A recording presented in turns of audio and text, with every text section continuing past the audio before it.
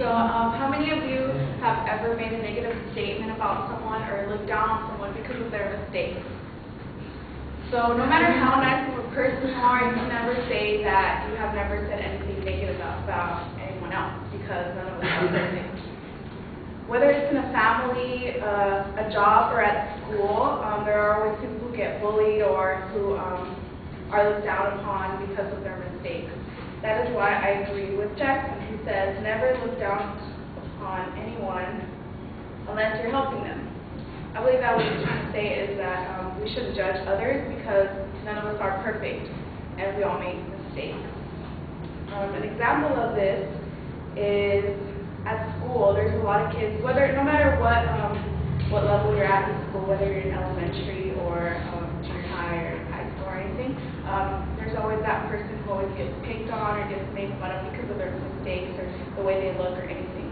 So I think that instead of making fun of them or judging them, we should actually help them. And if you know what they're doing wrong, we should let them know what they should do to make things better and right, instead of keeping it going or whatever. Secondly, there's also a lot of times when people who have made bigger mistakes in their life, like such as like drugs or a way to hurt their family, other people in their own family tend to put them down and look at them differently, as if they're to push them aside, as if they've really done something that can never be fixed. But instead of doing that, I think that people should lend a hand and help them, so that they can have more opportunities in their life and become a better person. If you know what they're doing wrong, then you should help them. Thirdly, another example is people who come out of prison. They a lot of times they miss out on a lot of opportunities because of the whole strike thing, and they can't get a job because of felonies. And a lot of times society tends to push them aside and not give them any opportunities. So I believe that people like that, we should also lend a hand and help them become better people instead of looking down upon them because of a conclusion. Ultimately, you never know when you might be the person who gets looked down upon, and maybe you will need a helping hand one day.